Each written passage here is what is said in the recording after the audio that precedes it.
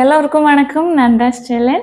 வாழ்க்கையில எல்லாருக்குமே ஹாப்பியான வாழ்க்கை தான் வேணும்னு எல்லாருமே நினைப்போம். மகிழ்ச்சியா இருக்கணும், டெய்லி சந்தோஷம் மட்டுமே நம்மளோட வாழ்க்கையில இருக்கணும் அப்படின்னு நினைப்போம். ஆண்களா இருந்தாலும் சரி, பெண்களா இருந்தாலும் சரி, வெளியே வேலை செய்கிற இடத்துல ஒரு நிம்மதி இல்லை, நம்ம நினைச்சது மாதிரி எதுவுமே நடக்கல, டெய்லி சோர்வா இருக்குது. என்னைக்காவது ஒரு நாள் ஹாப்பியா இருக்கலாம். ஒரு சில நாளெல்லாம் எதுக்கு நம்ம இந்த கம்பெனில வேலைக்கு போகிறோம், இல்லை இந்த இடத்துல எதுக்கு நம்ம வேலைக்கு போகிறோம் அப்படின்னு கூட தோணும். வேலை செய்கிற இடத்துல நம்ம ஸ்பெண்ட் பண்ணுகிற நேரம்னு சொல்றது ஒரு நம்மளோட தேவைக்காக, நம்ம ஏர்ன் பண்றதுக்காக சம்பளம் நம்ம வாங்குறோம். அதனால ஒரு டெய்லி நம்ம இவ்வளவு மணி நேரம் வேலை செஞ்சுதான் ஆகணும் அப்படின்னு உள்ள சூழ்நிலையில நம்ம இருக்கிறோம். ஆனா நிம்மதியும் நம்ம தேடி வருகிறது வீட்டுல. ஓகேவா? நம்ம வருகிற வீட்டுல அமைதி இல்லை, பிரச்சனை மட்டும்தான் இருக்குது. வேலை இடத்துல இருக்கிற பிரச்சனை போதாது அப்படின்னு வீட்டில் வந்தாலும் ஒரு நிம்மதி இல்லை, பிரச்சனையாகவே இருக்குது அப்படின்னு ஃபீல் செஞ்சீங்க அப்படின்னா அந்த வீடியோ உங்களுக்கு கண்டிப்பாக யூஸ்ஃபுல்லாக இருக்கும். வாழ்க்கைன்னு சொல்கிறது மகிழ்ச்சி நிறைந்ததாக இருக்கணும். அந்த மகிழ்ச்சி வரணும் அப்படின்னா நம்ம நிறைய விஷயங்களை மாற்றிக்கணும். இப்போ நீங்கள் அன்மேரீடாக இருந்தாலும் சரி, இல்லை மேரீடாக இருந்தாலும் சரி, இந்த வீடியோ கண்டிப்பாக உங்களுக்கு யூஸ்ஃபுல்லாக இருக்கும்.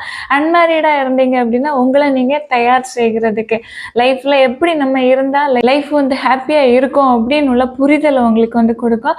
மேரேஜ் முடிஞ்சவங்க அப்படின்னா இனி நம்மளோட லைஃப்பை எப்படி நம்ம சரி செஞ்சு கரெக்டாக கொண்டு போகலாம் அப்படின்னு உள்ள வழியை காட்டுற விதமாக இந்த வீடியோ கண்டிப்பாக உங்களுக்கு இருக்கும். ஃபர்ஸ்ட்டு பார்த்தீங்கன்னா அன்பு இருக்கணும். அன்பு செஞ்சு வாழ்ந்தீங்க அப்படின்னா உங்களோட வாழ்க்கை நிஜமாகவே சூப்பராக இருக்கும்.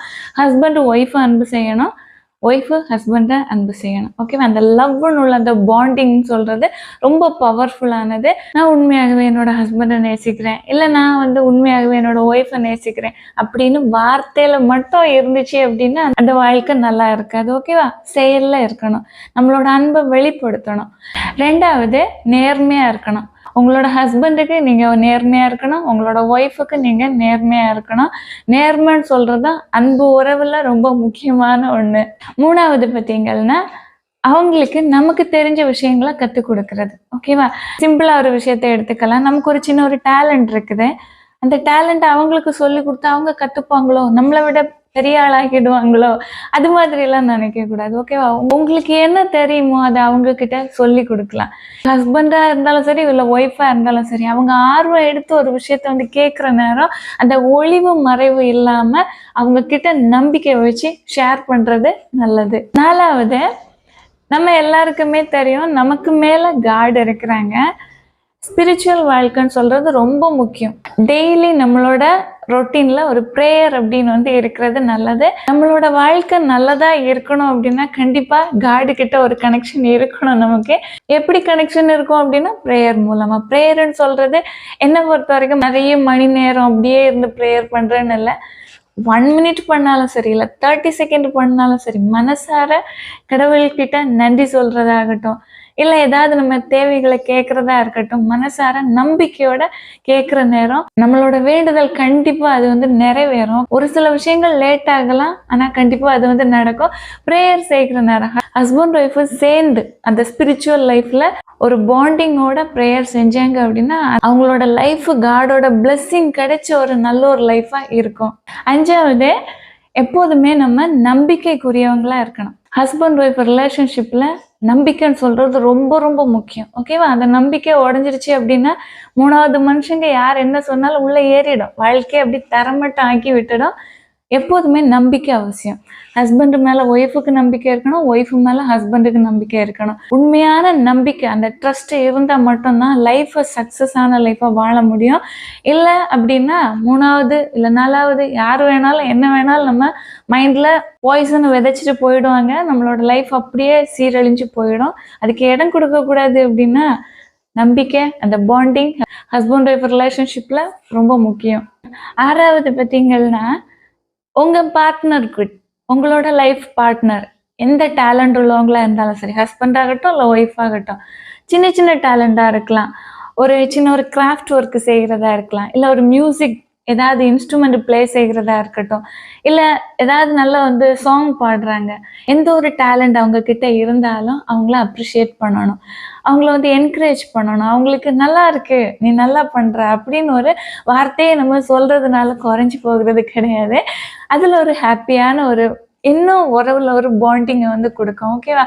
ஓரளவு சுமாரா பாடுறாங்க அப்படின்னாலும் நல்லாவே இல்லை, நீ பாடுறது கேட்க பிடிக்கல, இல்லை நீ செய்கிறது பிடிக்கல அப்படின்னு சொல்றதுக்கு பதிலா நல்லா பண்ற, நல்லா இருக்கு அப்படின்னு சொல்ற நேரம் அவங்களுக்கு நிஜமாகவே ரொம்ப ஒரு ஹாப்பியான ஃபீலை மனசுக்கு வந்து கொடுக்கும். எந்த டேலண்டா இருந்தாலும் சரி அதை அப்ரிஷியேட் பண்ணுங்க. அது ஹஸ்பண்டோட டேலண்டா இருந்தாலும் சரி, இல்லை ஒய்ஃபோட டேலண்டா இருந்தாலும் சரி, அப்ரிஷியேட் பண்ணி பாருங்க. அவங்களுக்கு அது ரொம்ப நல்ல ஒரு ஹாப்பியான ஃபீலை கொடுக்கும். 7வது பார்த்தீங்கன்னா, நம்மளோட லைஃப் பார்ட்னர் கிட்ட ஒரு விஷயங்களை எடுத்து சொல்றதாகட்டும், அவங்க கிட்ட பிஹேவ் பண்ற விதம் ஆகட்டும், ஜென்டிலானதா இருக்கணும். ஹார்டாட்டு ரொம்ப ஒரு முரட்டுத்தனமான பேச்சுக்களோ செயல்களோ நம்ம கிட்ட இருந்துச்சு அப்படின்னா அந்த வாழ்க்கையில கொஞ்சம் முகத்தை சுளிக்கிறது மாதிரி நம்மளோட லைஃப் பார்ட்னரோட பிஹேவியர் வந்து மாறிடும். அதனால நம்மளோட லைஃப் பார்ட்னரை ஹர்ட் பண்ணாத விதமா உள்ளதா இருக்கிறது நல்லது. 8வது, உங்களோட லைஃப் பார்ட்னரை பற்றி யார்கிட்டையும் தப்பு தப்பா பேசக்கூடாது. ஓகேவா? ஒருவேளை உங்களோட லைஃப் பார்ட்னர் உங்ககிட்ட கோபப்பட்டிருக்கலாம், திட்டி இருக்கலாம், கோபத்துல ஏதாவது கொஞ்சம் அத்துமீறி வார்த்தைகளை பேசி இருக்கலாம். என்ன நடந்தாலும் 3வது மனுஷர்கிட்ட நீங்க போய் சொல்லக்கூடாது.